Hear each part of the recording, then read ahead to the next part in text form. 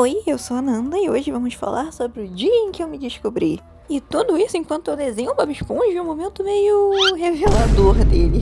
Pré-adolescência é onde tudo começa na vida. Principalmente quando o assunto é se descobrir. E não tão diferente, foi durante os meus 12, 13 anos que eu descobri que eu gostava de garotas. Mas a minha história ela não começa exatamente nos meus 12 anos, porque na realidade eu sempre soube, mas foi com 12 anos que eu descobri que existia um nome para garotas que gostavam de garotas. E a primeira memória que eu tenho desse meu lado coloridinho, de saber que realmente eu era diferente das outras pessoas, foi quando eu tive a minha primeira crush, que na época eu não sabia que era crush, porque eu tinha em torno de 7 anos de idade. E eu lembro até hoje da sensação, porque era uma princesa do filme Barbie Escola de Princesas. E eu gostava muito desse filme, eu vi muitas e muitas e muitas vezes esse filme. E eu sempre queria ser a Barbie, porque eu achava que a Barbie ela era mais legal. Mas tinha uma princesa em específico, que ela usava vestidinho azul. Eu vou botar a foto pra vocês poderem ver. Eu olhava pra ela e ficava pensando, eu não quero ser essa personagem, mas tem alguma coisa aqui. Tem alguma coisa aqui que me atrai nela, entendeu? Eu ficava muito inculcada o que me deixava vidrada nela. E hoje em dia eu entendo o que era. Era o meu primeiro crush da minha vida, que eu me lembro, ao menos. E conforme eu fui crescendo, eu fui tendo ao longo muitas e muitas crushes ao longo da minha vida, principalmente na escola. E era sempre uma garota. E a minha relação com a minha sexualidade sempre foi bem tranquila, na verdade. Eu nunca tive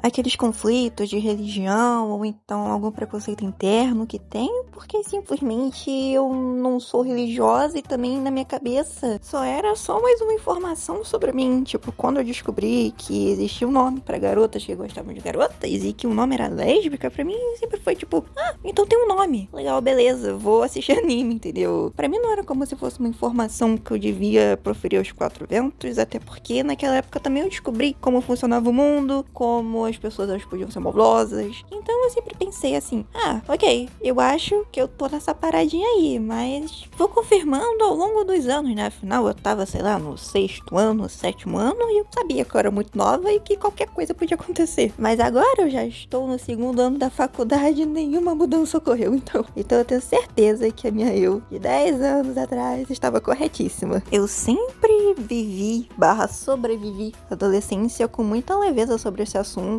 e sem muita pressão sobre mim mesma. Porque é muito comum que a gente entre na adolescência e a gente queira perder o bebê, e queira ter novas experiências, e queira se jogar de cabeça em tudo que você pode imaginar. E eu nunca fui assim. Pra mim, eu sempre fui muito tranquila quanto a isso. Eu acho que também porque eu sempre fui muito presa dentro de casa, então eu acho que eu nunca tive tanta ação assim nesse quesito. Tanto é que, como eu sempre fui muito sozinha, eu também não tinha muita amiga pra poder pôr essa pressão da adolescência em mim. Então pra mim sempre foi muito tranquilo. Eu sabia que eu não precisava ter que provar pra ninguém que eu não era mais bebê ou coisa do tipo. Tanto é que eu fui perder meu bebê com 19 anos, entendeu? E até hoje eu agradeço a minha eu do passado por não ter ficado meio pirada em perder o bebê, porque às vezes poderia ter sido uma experiência horrível. E eu tive uma experiência maravilhosa, entendeu? E eu acho que não ter essa pressão na minha cabeça também me ajuda em muitas outras questões também, porque eu sei que quando a gente tá na adolescência a gente fica meio pilhado em viver tudo logo no auge dos seus 15, 16 anos, logo pra poder falar que você fez as coisas pros seus amigos e tal. Sendo que, calma, a expectativa de vida do brasileiro é pra mais de, acho que 60, 70 anos.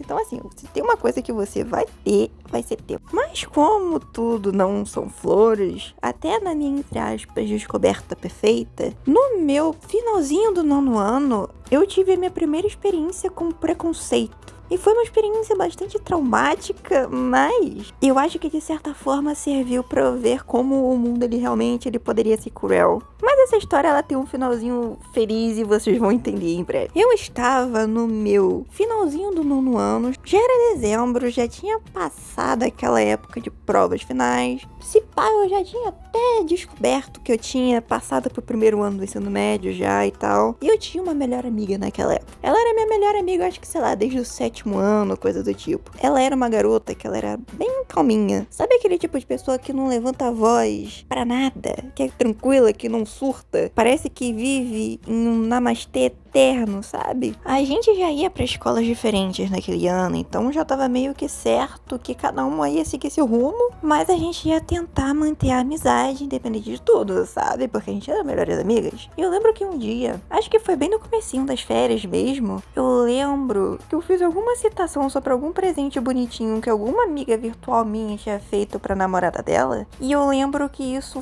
foi o motivo pelo qual, pela primeira vez na minha vida, eu consegui ver a minha melhor amiga irritada com alguma coisa. Porque eu lembro dela ainda ter me perguntado mesmo se era namorada e não namorado. E quando eu falei, tipo, é namorada mesmo, não tem nada demais. E aí eu lembro que ela começou a falar um monte de atrocidade, uma atrás do outro. E eu pensei, uau, eu não tava esperando por isso, definitivamente. E aí eu descobri o lado dela religiosa, fervorosa e bastante não amoroso. Porque eu perguntei em algum momento qual que era o problema de duas pessoas se amarem. E foi ali que eu vi que a batalha já estava perdida e que a promessa de continuar sendo amigas não funcionaria. Eu lembro que eu falei, tipo, bem pouquinha coisa, porque eu já sabia que a batalha estava perdida e que não ia valer a pena nada que eu falasse, porque apenas aquilo que era verdade na cabeça dela que valia. Então, automaticamente, qualquer coisa que eu falasse, quem ia se tornar maluca ia ser eu, entendeu? Então, não ia valer de nada o que eu falasse.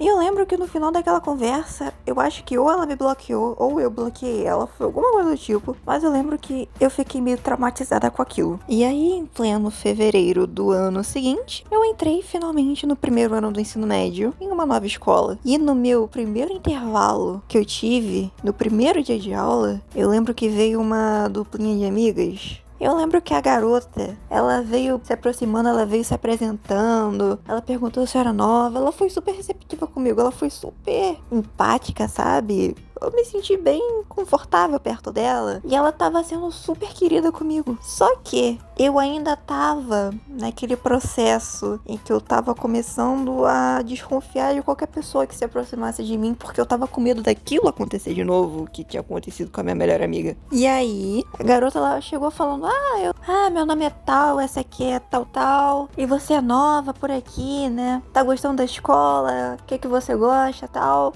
Eu sou grudada com a tal, mas a gente não namora não, viu? E aí eu, que já tava traumatizada, né, com a experiência anterior, eu pensei, eu não quero sofrer de novo. E essa garota, ela parece muito legal. E como eu não quero sofrer, vou usar isso aqui de gancho. E eu vou falar pra ela logo de cara. E foi o que eu fiz. Assim que ela falou que ela e a fulana não eram namoradas, eu virei pra ela e falei, não, tá tudo certo. Eu consigo reconhecer quem é do meu povo. Até porque eu sou lésbica, né? Então eu sei reconhecer o meu povo. Eu lembro que a cara das duas foi impagável. Porque uma estava incrédula do que eu tinha acabado de falar. A outra não sabia sequer o que falar. E pra minha doce surpresa, ao invés de eu receber comentários maldosos ou cruéis, dela eu recebi apenas apoio e amor. E ela foi uma das minhas melhores amigas do ensino médio. Eu não era do tipo que eu falava tanto e tampouco eu era muito comunicativa, mas a gente sempre esteve lá uma pela outra. Quando ela precisava, eu tava lá pra ajudar ela, ou quando eu precisava, ela tava lá comigo pra me ajudar. E isso continua até hoje. E olha que ironia, essa minha amiga, ela é cristã, e não só cristã, como ela é filha de pastor. E ela nunca me desrespeitou e sempre me apoiou e ela sempre estava ali me apoiando e torcendo pela minha felicidade. E ao longo dos anos que eu passei, e durante muitos e muitos intervalos, eu acabei perdendo o medo de ter proximidade com pessoas religiosas, porque ela me ensinou que podiam ter pessoas que eram religiosas, mas também aprendiam e sabiam respeitar as outras pessoas. E ela me ensinou que realmente existia gente que pregava o amor na religião do amor. E principalmente, eu acho que ela é uma das pessoas que mais ama o próximo que eu conheço. E eu acho que isso faz ela uma pessoa incrível. A gente ainda conversa, mesmo que a gente já tenha terminado o ensino médio, parece que a gente só não se vê há um dia e segunda-feira a gente vai se ver no recreio de novo. E eu sinto que depois que acabou o meu ensino médio, simplesmente a vida ela continua acontecendo e eu nunca tive tantos problemas com esse meu lado coloridinho, exceto por algumas experiências específicas, tipo eu me assumir pra minha família, que foi bem complicado e hoje é um assunto que ninguém fala, mas todo mundo sabe. E também eu ter passado por um momento de término, porque eu namorava à distância e de repente a minha namorada da época terminou e eu passei bastante tempo sofrendo e depois eu me reergui e então eu me atirei pra vida logo e fui atrás de novas experiências, tive casinhos, perdi o bebê e depois disso eu voltei pra minha vida mansa de grande nerdola que só pensa em estudar, jogar e desenhar, claro. Mas eu acho que o vídeo de hoje vai ficando por aqui. Se você gostou do meu Bob Esponja, se você gostou das minhas histórias, por favor, dê like. Mas mais do que isso, comente. Eu gosto de saber das experiências de vocês. Me conte o que você achar confortável. E antes de eu me despedir, acho importante dizer, eu sei que nem todo mundo vai ter um processo de descoberta tão fácil e simples como foi o meu. E eu quero que cada um saiba que vocês vão ter o processo natural, vai acontecer com vocês. Você não precisa ter pressa pra saber o que você é, você só precisa sentir e viver aquilo. Se você é muito novo ou muito nova, você não precisa se rotular, você não precisa ter a pressão de se definir algo muito novo também. E no mais, se cuidem da cabeça de vocês também. Se você for do time dos coloridinhos como eu, saiba que só pelo fato de você existir, a gente já está na nossa batalha diária e também a gente já é muito maneiro por a gente existir e a gente ser quem a gente é, sendo amando ou sendo nós mesmos. A vida ela não é fácil, mas se a gente consegue reunir forças para ser quem a gente é, ela se torna mais leve. Vejo vocês no próximo vídeo e até a próxima.